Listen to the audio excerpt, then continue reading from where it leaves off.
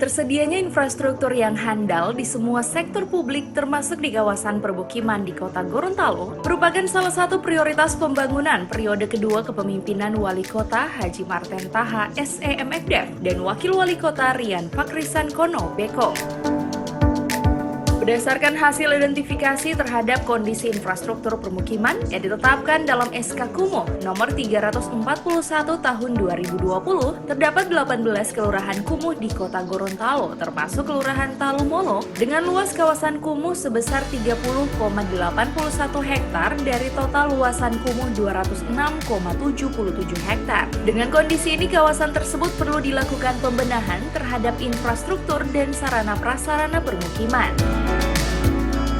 Untuk rencana penataan kawasan Talumolo Rindang dan Indah Santorini, penanganannya meliputi penataan kawasan bantaran sungai dengan masukan unsur wisata air dan kuliner, serta penataan permukiman di sekitar lokasi bantaran, yakni rumah, jalan, drainase, dan sanitasi.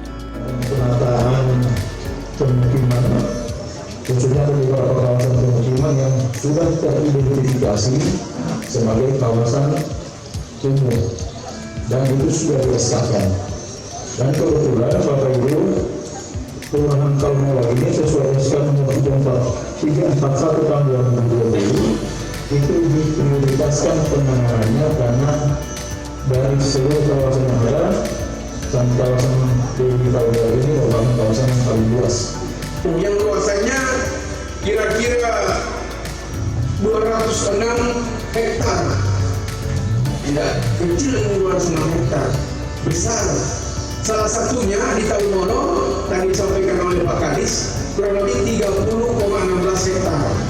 Jadi kurang lebih 30 hektar di kawasan Talumolo termasuk yang ada di Lotu. Ini di sini kurang lebih 15 sampai 17 hektar yang ada di kawasan bantaran sungai ini. Nah, kawasan-kawasan yang luas itu kita lakukan penataannya. Kita lakukan pembangunan dan pengembangan agar kawasan itu menjadi kawasan yang betul-betul bisa memberi bukan hanya keindahan, kebersihan, kerapian dan lain sebagainya, tapi dapat meningkatkan.